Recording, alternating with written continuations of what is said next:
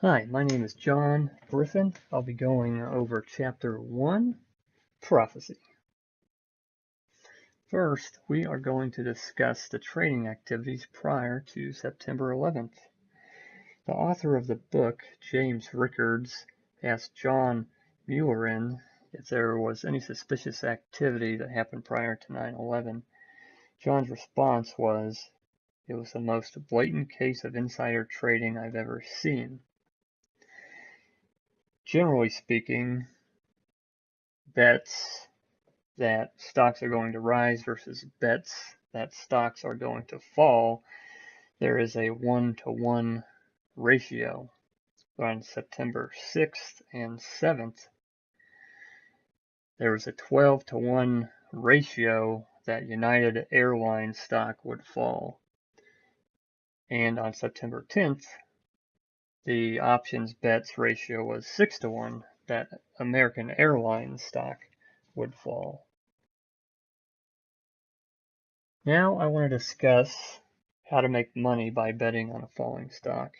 First, I want to talk about put options. Put options, in a way, are like an insurance policy. You could have a share of stock that's worth $100, and you have a feeling that over the next 6 months it's going to drop drastically to $20.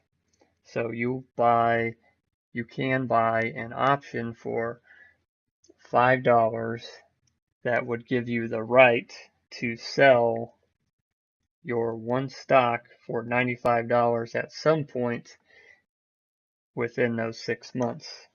But you're not obligated to exercise the option. So you can buy the option for $5. If the stock drops below $95, you should exercise the right. Or if it goes up and your stock is worth $120, you would just let the option expire and it would be worthless. But it was just like an insurance policy. What took me a while to understand was that you do not have to own the stock to buy stock options. If you think a stock is going to fall, you can go ahead and buy options to sell, just the same example, to sell the stock at $100, but you think that stock in the next 6 months is going to drop to $20. So you buy the option for $5 to sell a stock you don't own yet for $100.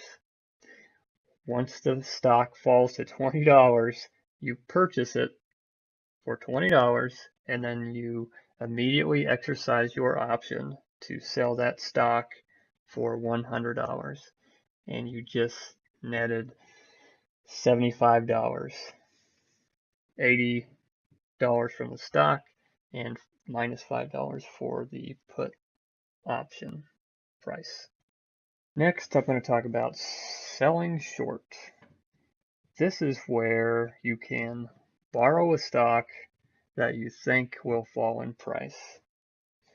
So if you think in 6 months the price of the stock will be $20, then you borrow a share of stock that's worth $100 and you immediately sell that stock. You get the $100 in cash, and then in 6 months, when the stock is $20, you buy it and then give that stock back. And you get to keep the difference, $80.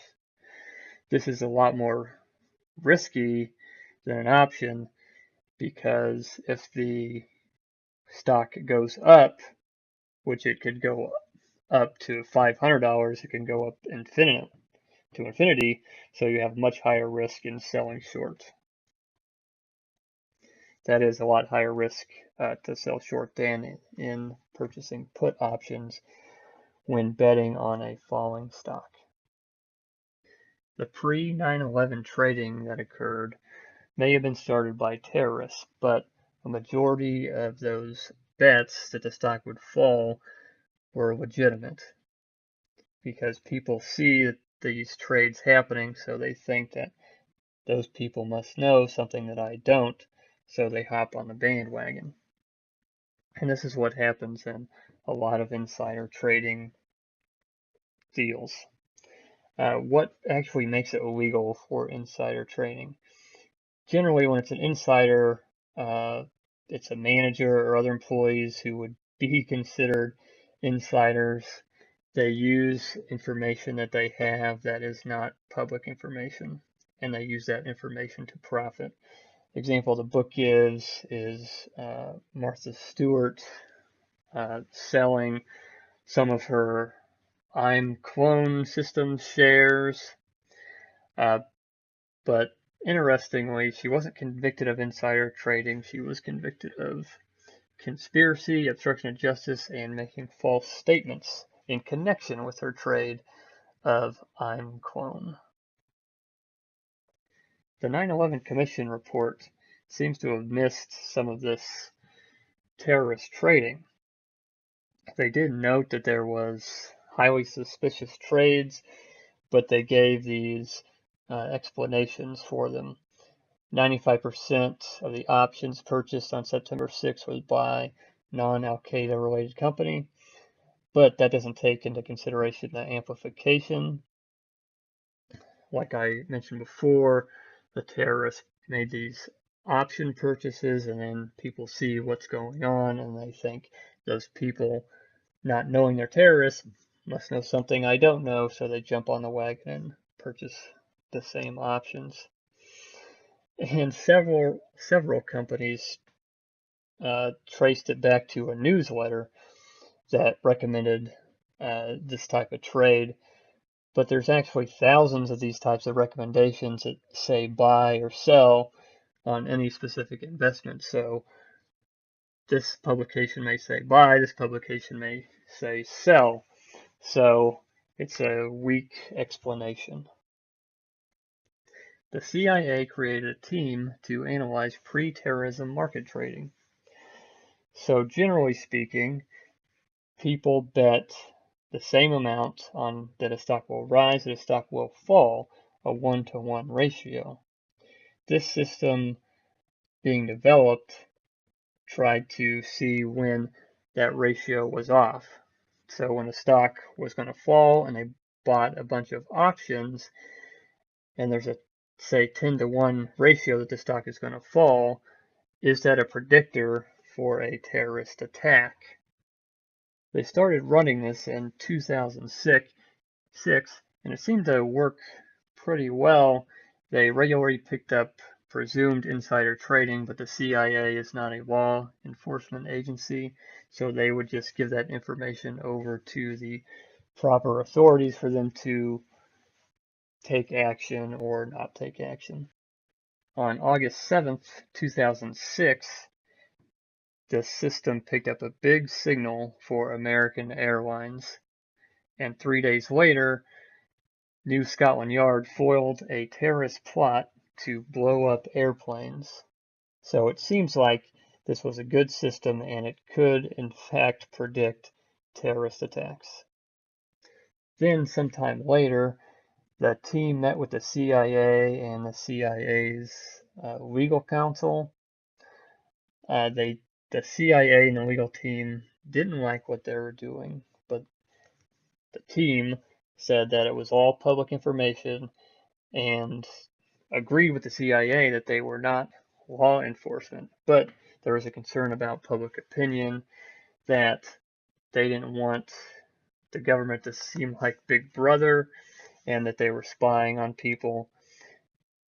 So ultimately, the project was shelved, even though it worked fairly well. I think ethical business leaders can learn that you shouldn't just jump on the bandwagon when you see something happening.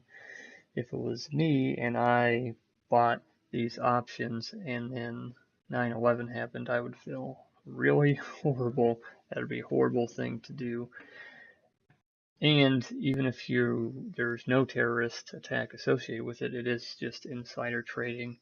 That still does hurt some shareholders and can be very bad.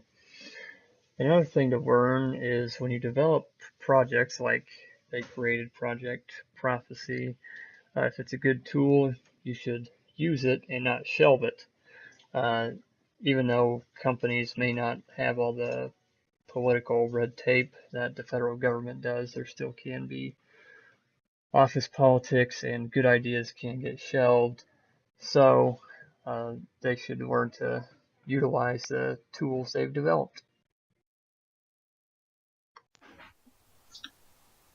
This is Chapter 2, The War God's Face. I'm Sean Rogers. I'll be narrating this portion.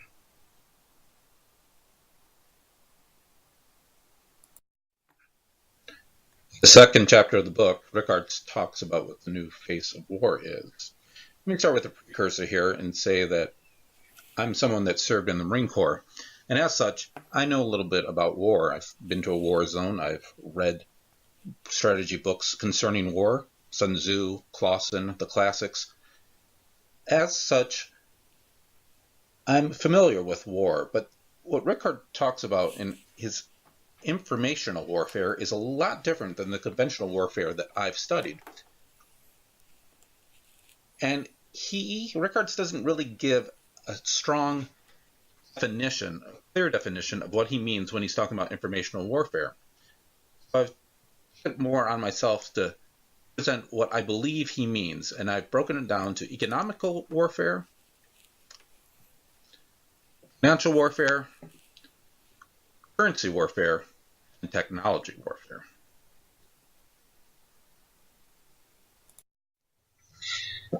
First aspect of informational warfare that I'm going to talk about is economic warfare. Now, economic and financial warfare are terms used interchangeably, but I'm going to make the distinction here and state that economic warfare has always been an aspect of war. Sun Tzu talks about the skillful leader subdues the enemy's troops without any fighting. Now, part of what he's talking about is negotiations, but he's also talking about being able to cut off logistics, to cut off the supplies to the enemy, to starve them out, starve them of their food and of their supplies and of their weaponry. So economic warfare has always had an aspect of war. Napoleon said that troops travel on their stomach. So if we take away their food, we take away their ability to fight.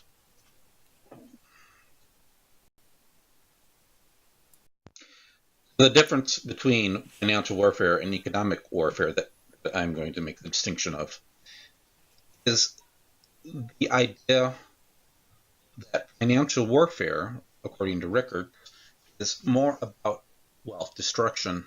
So it's less about blockades, less about cutting off supply lines, less about the soldiers, more about the citizens.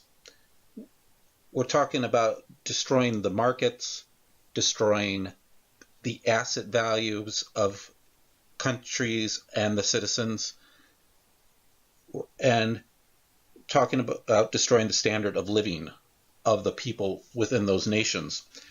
And that's what Rickards is talking about when he talks about wealth destruction and financial warfare. Orwell sums it up kind of nicely in his novel 1984. The primary aim of modern warfare is to use up the products of the machine without raising the general standard of living. And that's the gist of what financial warfare is about.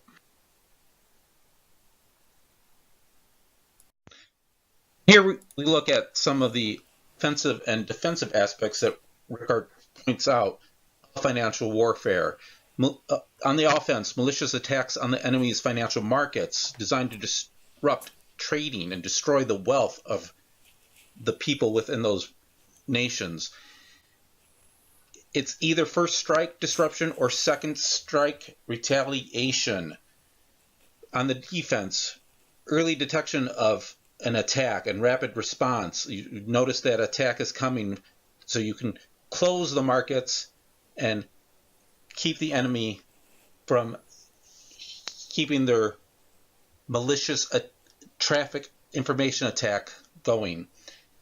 And the big defense is like nuclear warfare. It's mutual assured financial destruction. If a country is worried about destroying a market in another country that they trade with, they're going to be less likely to completely destroy that market.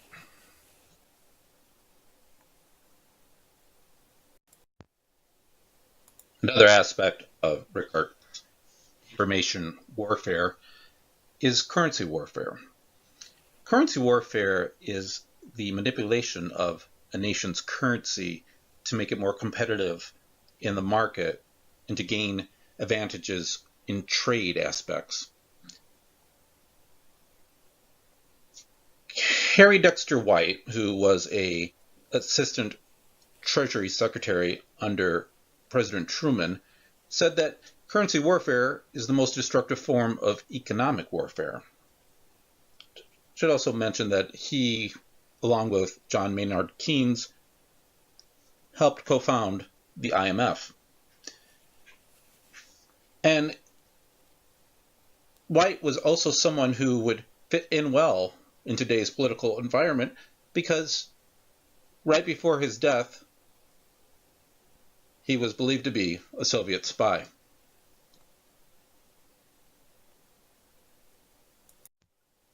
The final aspect of Rickard's information warfare is technology warfare. This is what we most align when it comes to the idea of information warfare. We think of technology warfare, communication warfare, cyber security, hacking. James Comey, the current FBI director, stated in 2014, much before he was well known for other hacking aspects in the news, that there are two kinds of big companies in the United States. There are those who have been hacked by the Chinese and those who don't know they've been hacked by the Chinese.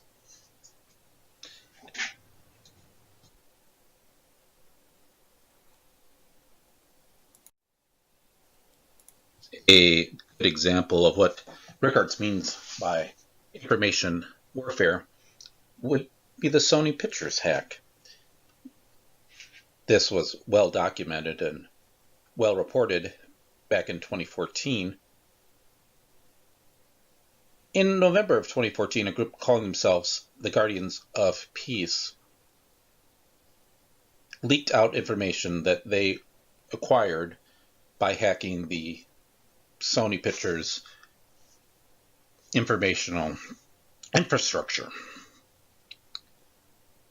The initial investigation led people to believe that this was part of an attack by North Korea and was done to prevent the upcoming movie, The Interview. Actually, it's still rather unknown who the actual hackers are, other than the Guardians of Peace. If they were state-sponsored by North Korea or some other entity, it's still unknown. What is known, it was a malicious attack done through information technology. How much did it end up costing Sony? Well, the number is still unknown since there are some court cases that have yet to be settled. But we did know that Sony claimed a loss of $15 million in the third quarter. Then the first quarter, they had to upgrade their technology, $35 million. And the final costs are estimated to be over $100 million.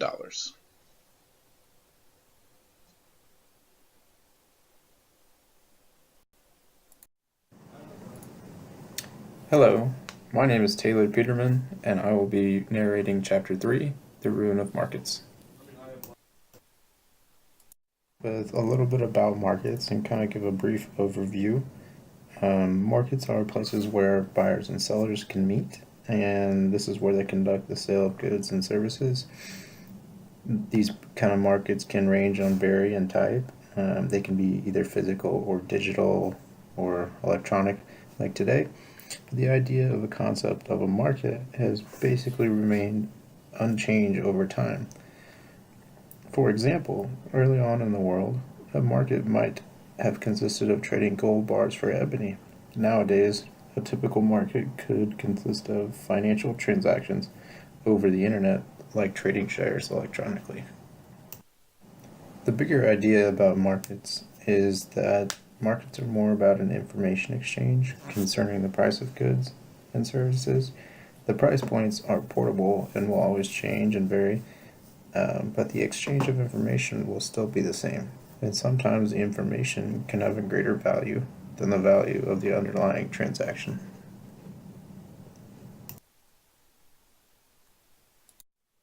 The current problems with our market today, especially in the US, is that the central bankers like the Federal Reserve are trying to control the price of money and therefore indirectly influence every market in the world. The central bank's main problem in the United States is that our market will fail in time, and the question is when and at what cost will this be to society? They want inflation and high nominal growth. However, we are facing current conditions of deflation and low nominal growth, and our central bankers making policy changes to combat this is ultimately what's going to lead to a crisis in our market. This overarching theme of the top-down effect from the central bankers trying to control our complex economic system is currently not working, and I will touch on this problem a little bit later on when we talk about asset bubbles. Another very interesting topic to think about when we think about our markets and kind of where they're headed is the wealth effect. The wealth effect is basically, it can be explained as a question of whether changes in wealth alter consumer spending to any significant degree.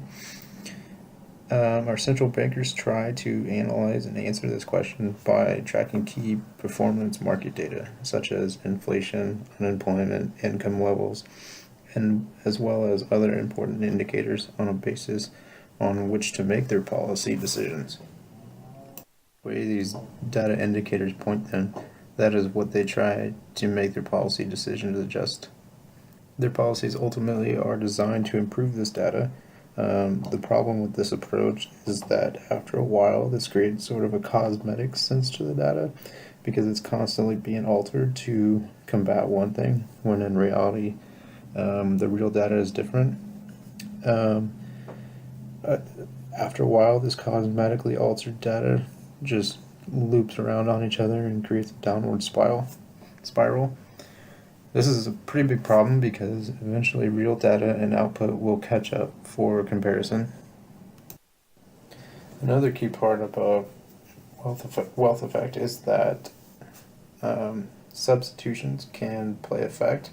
For example, all investors like to receive a healthy return on their savings and investments. If bank accounts are paying close to 0% interest to normal Americans, Americans will actually redirect their funds and stocks into stocks and housing in search of higher returns. This can also feed on itself, resulting in higher prices for stocks and housing. And I'll also touch on this when we talk about asset bubbles, as this is propping up that market. At the simple level, these zero interest rates and easy money policies intended from the Federal Reserve have actually produce their intended outcomes in the short run. For example, stock prices more than doubled from 2009 to 2014, and houses have actually begun rebounding sharply after 2012. So kind of after the financial crisis of 2008, the Fed has actually seen some short-term success. The wealth was actually being created, at least on paper, but the question is whether this had an actual effect to our economy.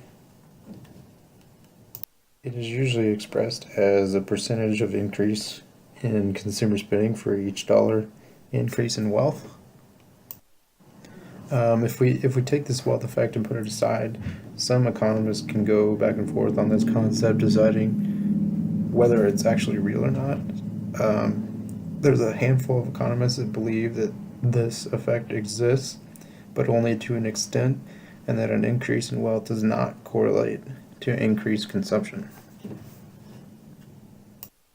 Many economists also believe that this is actually why our market has trended to a wealth extraction versus a wealth creation market.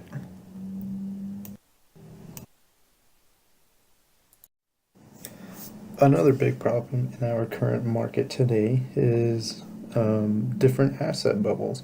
An asset bubble is when trade occurs for an asset in a price range that is explicitly different than the intrinsic value of an asset, creating a propped up market for this asset. For example, I touched on this a little bit earlier when low savings rates are in place from the Fed for civilian bank accounts. Those U.S. civilians are going to take their money and put them into stocks and housing rather than keep them in a savings account for those higher returns. This is actually creating a propped up market for stocks and real estate. Currently in its third stock bubble and its second housing bubble in the past 15 years, and these will certainly pop, or you could say burst, in the future. And the question is really just, when is this going to happen? Another big current asset bubble that we are in would be inflation that is being spread throughout the world. Our local Fed is printing money, and lots of it, and this has caused inflation in our trading partners because this inflation is being transferred to those trading partners and their economies through the currency exchange as our dollar changes in value, as well as all of our money that we are being printed flooding into their economies. I wanted to touch on two relevant examples that we have recently faced of asset bubbles. First of all would be back in the early 2000s when Alan Greenspan was lowering interest rates. His plan actually succeeded at stopping deflation in America at that time, but it ultimately created a bigger problem in the housing market in 2008, with lots of people being and holding investments that were made in poor grade mortgage-backed securities, and ultimately we know this as the financial crisis and the stock market and housing market crash. After Greenspan had left his position, Ben Bernanke responded by actually lowering interest rates almost to zero, more than Greenspan did, in order to stop the crisis of 2008. He lowered them at that time, and we're actually currently still experiencing some of those same low interest rates, and they haven't really changed. About our current situation with asset bubbles is that our world wants to deflate while the government wants to inflate our economy. These are two opposing forces, and neither of them are going to relent. So this is just building pressure, and eventually it will burst. And the question is just when and how will it burst.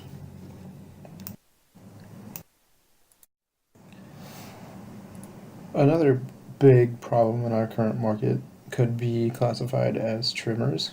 And tremors are basically described as unwanted or unintended consequences as a result of our federal policy. One small change by the Fed to their policy might create a bigger economic problem in the future. For example, when the Fed was employing low interest rates for savings account and no interest for bank-to-bank lending, in turn, the effect of this was, with low interest-bearing savings accounts, civilians turned their money away and put their money into securities and real estate instead of savings. This also led to basically banks didn't have enough money to support their business, so they weren't offering bank-to-bank lending, and as a result of that, banks did not earn interest as well because the federal policy stated that there was no interest between bank to bank lending.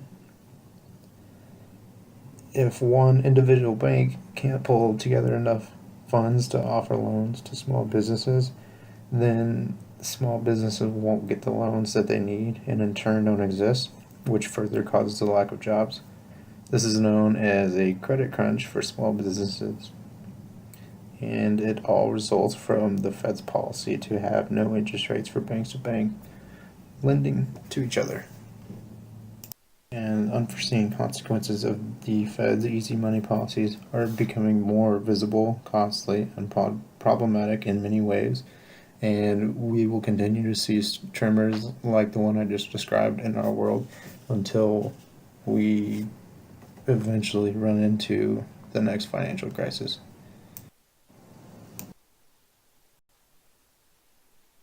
Last big problems with our current markets that I want to touch on is the clouded crystal ball effect.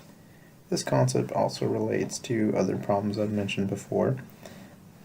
Basically, the clouded crystal ball effect can be described as doing one thing and in turn not seeing the results that were desired. For example, when the Fed policy was punishing savings accounts by having low interest rates, as well as punishing bank-to-bank lending and investing with no interest rate between banks. This, which in turn hurts small businesses and increases unemployment. If you put all of these things together, it actually results in a deflationary state, although the Fed is trying to promote inflation from each of these policies. So herein lies the cloudiness, if you will, that there's a lot of confusion from the original plans and the actual results. Also, a really good example from the reading of The Death of Money is when it talks about how the Fed policies that were intended to promote inflation in the United States partly through exchange rates actually made deflation worse in some of the economies of the United States trading partners, such as Japan. These trading partners actually fought back by cheapening their own currencies, and after they cheapened their own currencies, and the trading partners of the United States, because it was intended for those specific countries to inflate their own country through higher import prices. And ultimately, when one country starts doing things such as mentioned before, this actually will hurt other countries that it trades with, not just the United States, and kind of creates another spiraling effect of unwanted deflation. When you look back at the root of this problem, it can all be triggered by the Fed manipulation of the world's reserve currency.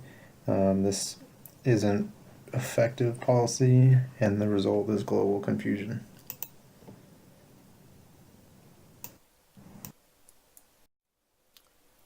Hi, my name is Tyler Schnebel, and I will be going over Chapter 4, China's New Financial Warlords.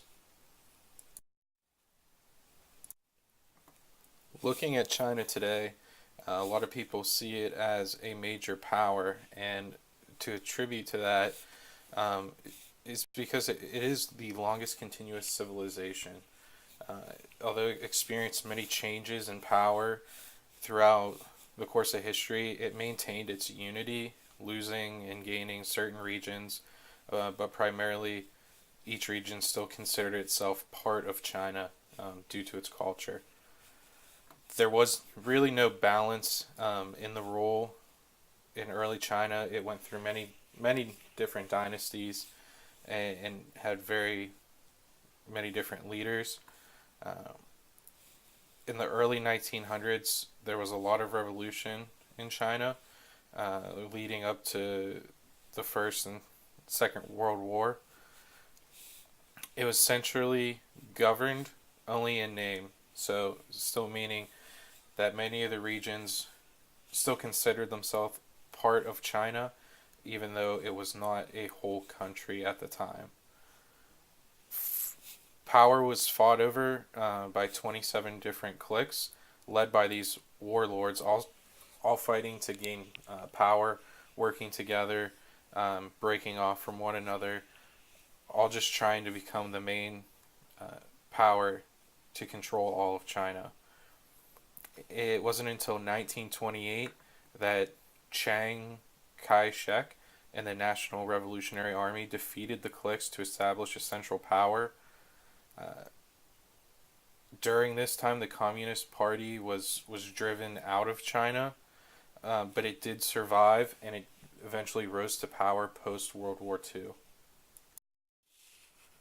Prior to 1979, during the communist rule in China, the economy was operated on the basis of an iron rice bowl principle. Times were very difficult. There were no high growth jobs or opportunities available.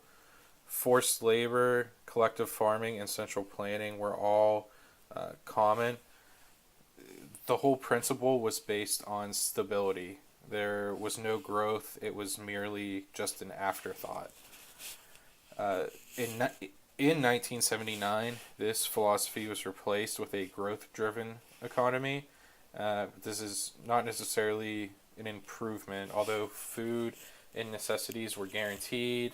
The Communist Party still had a role, and by no means was this operating a free market. Following World War II, in 1949, during the communist takeover of China, all the businesses in China were owned and operated by the state. This continued for the next 30 years until the economic reform in 1979.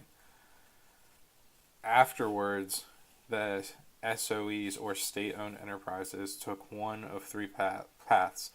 Some were closed, others were merged into larger SOEs, and certain SOEs were privatized and became listed companies. The remaining SOEs grew powerful and received the designation of national champions in particular sectors. One of the largest SOEs is China State Shipbuilding Corporation, and the China Petrochemical Corporation. These just make up a few of the 10 most profitable SOEs in China, which remarkably produce over $50 billion in net profits in 2010. This sounds great, but however, it's not great for China. This chapter looks at the warlords of China historically in the beginning, but now the newer financial warlords who act in their own self-interest rather than China, and they operate under many unethical practices such as bribery, corruption, and coercion, and Rickards even describes them as a cancer on the Chinese growth model in the book. During all these closings, mergers, and privatizations of these SOEs, many of these financial warlords received private deals on whatever they were working on to get the SOEs to merge, or if they were able to get them to become privatized. And this is not what China needed after going through the whole communist era. Of course, communism is the principle that everyone is equal, everyone is getting the same for doing the same job. There's really no class system. But what's happening now is these financial warlords and communist leaders were basically taking the biggest chunk of the pie that they could and not sharing the wealth at all, which staggered the class system and prevented growth in China going forward. As a result of what they were doing, they were spending too much money within China on the wrong things. An example is the unused infrastructure. So much money was being put into building up all of these cities when no one could afford to live there. Empty buildings, unused roadways. Uh, it was almost like they were preparing for a large growth that they weren't focusing on.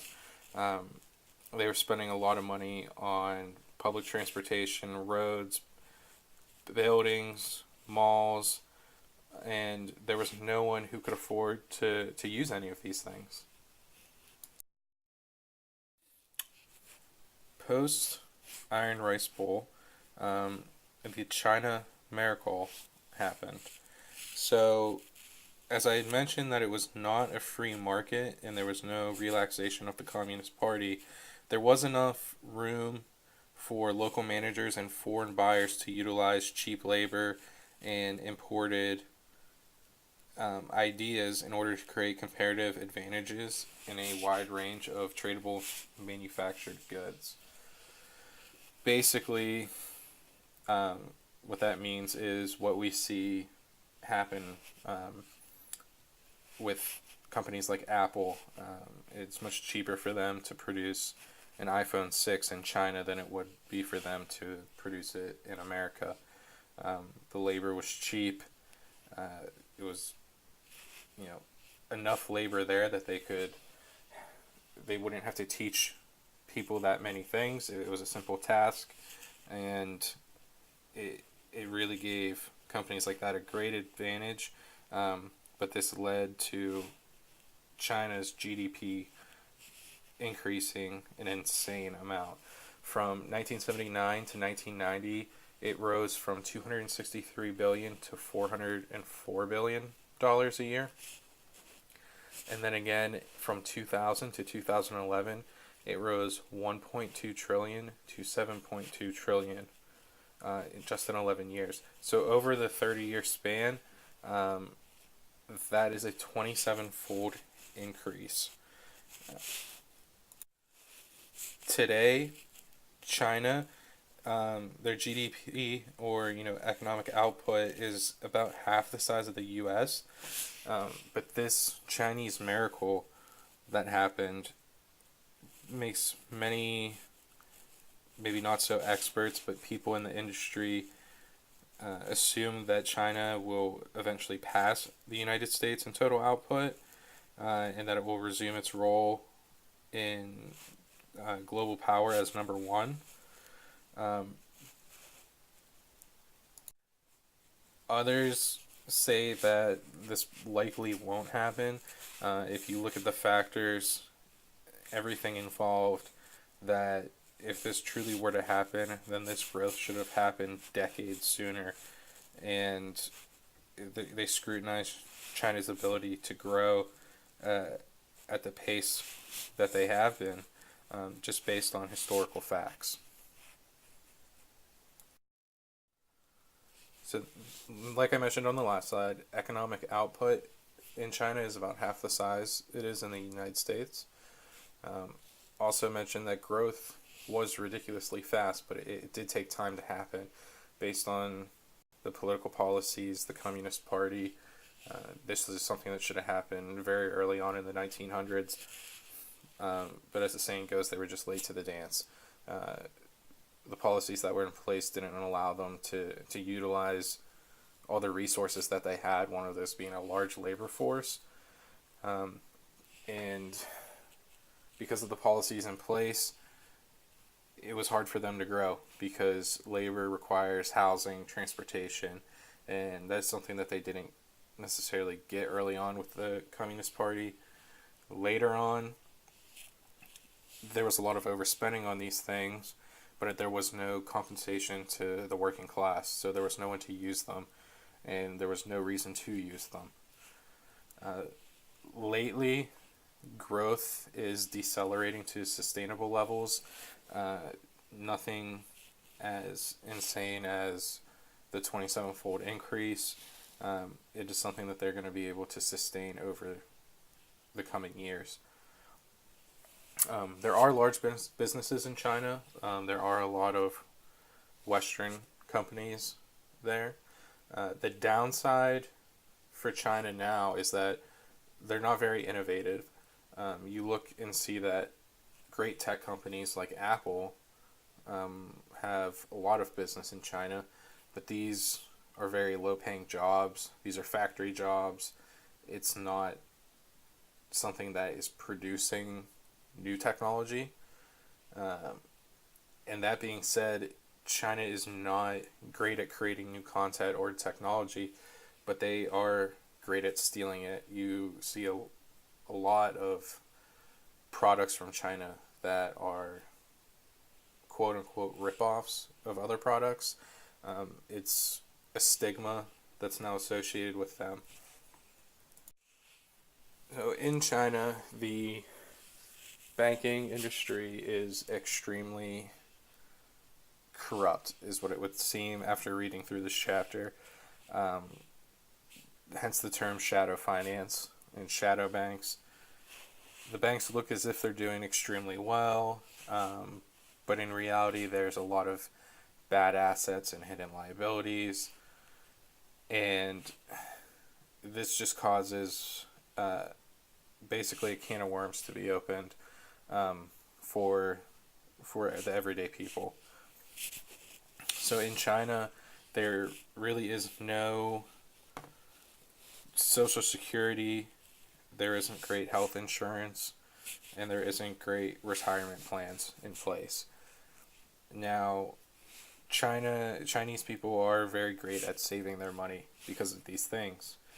When traditionally elderly couples would rely on their large families and the cultural respect for elders, that they would be taken care of until they passed. But now people are realizing that they're on their own. China has a one-child policy in place, and this has basically just eroded all of the large families in the past, especially with many different generations living in the same household. Used to be very common. So they're very good at saving, but much like the rest of the world, interest rates on a savings account are extremely low, and working an everyday job for low wages and just saving your money in this account is not going to get you anywhere. You're not going to have enough money to live off of for the rest of your life. One of the more popular strategies to save up enough money for your retirement is investing in these wealth management products, which is basically a pool or fund in which investors buy small units. The proceeds are invested in high-yielding assets, and these assets consist of mortgages, properties, and corporate debt. So there is also, these resemble the CDOs and CLOs that basically almost caused the Western economy to crumble in 2008 during the housing market crash. And in China, these are unregulated, even though the regulation really didn't do anything at all for us here in America. But that was all because of greed. So with these WMPs, Chinese people see these as a way that they can save and earn a lot of money towards their retirement. And it's very promising. They look and see that the bank sponsors these WMPs, and the related assets and liabilities do not even appear on the bank balance sheets. So the banks look to be doing amazingly well. It allows the banks to claim that they're healthy, and they're basically building an inverted pyramid of high risk debt. So the investors see the high yields offered by the WMPs, and they just want in, and they basically just assume that because it's being promoted by the bank, that the investment is going to be protected just like their deposits are protected with deposit insurance. but the high yield and principal protection is just an illusion. Now, all of the investments into these WMPs go directly into financing the same wasted infrastructure and property bubbles that the bank formerly financed before the credit tightening measures were put in place. So the cash flows of these projects were too small to meet obligations for WMP investors, and the maturities of the WMPs were often short term, while the projects that they were investing in were long term. So just a total mismatch here. And if we look to what happened in America in 2008, this was the same thing that caused Bear Stearns and Lehman Brothers to fail. It's ridiculous that someone with access to world news could be replicating the same thing and not think that anything bad is going to happen. It's basically a giant Ponzi scheme, and eventually every Ponzi scheme comes to an end at one point or another.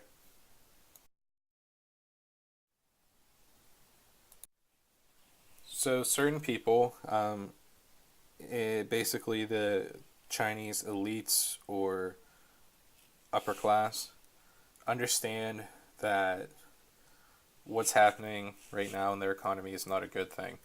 And the government has stepped in to try to prevent anything from being accelerated. So basically, I mean, if you were wealthy and lived in China and saw what was happening and had an understanding of financial history in other parts of the world, you would want to get the heck out of there.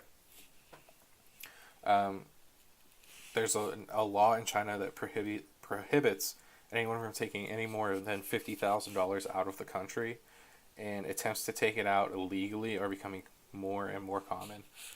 Um, Basically, it's people getting out while they still can, with what they have, still being worth what it should be. And basically, the government is just overreaching to prevent a financial disaster. Um, but it's ignoring their own history and ignoring the recent history of what has happened in America. So, in conclusion to the whole warlord tie-in, um, before they had fought to gain control of the country, and now, more or less, kind of, they fight to gain control of maybe not necessarily the economy, but as much money as they can get their hands on.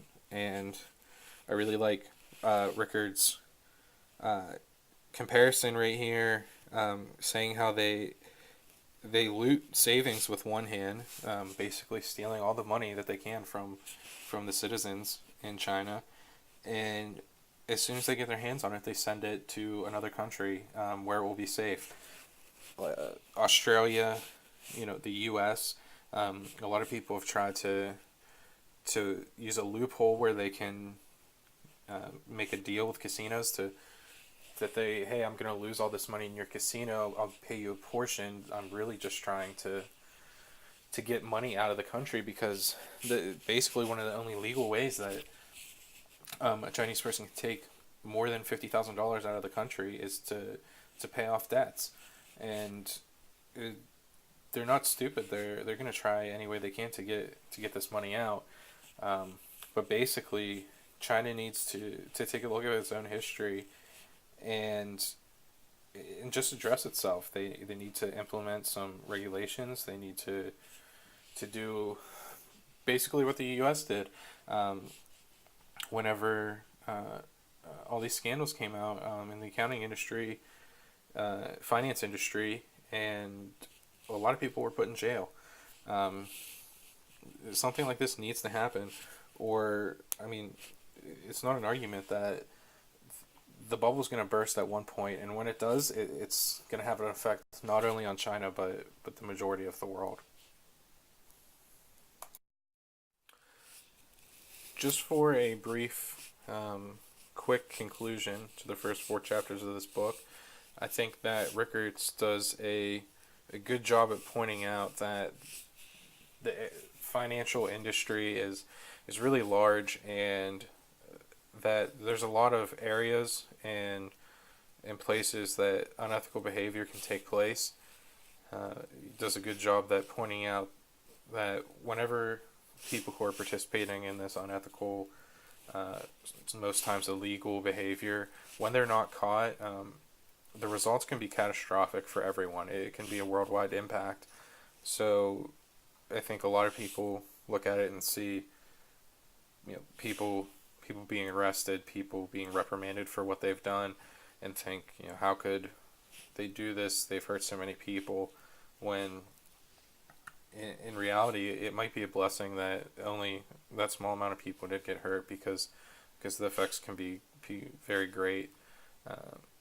Especially with this last chapter, I think it's important to point out that this happens everywhere.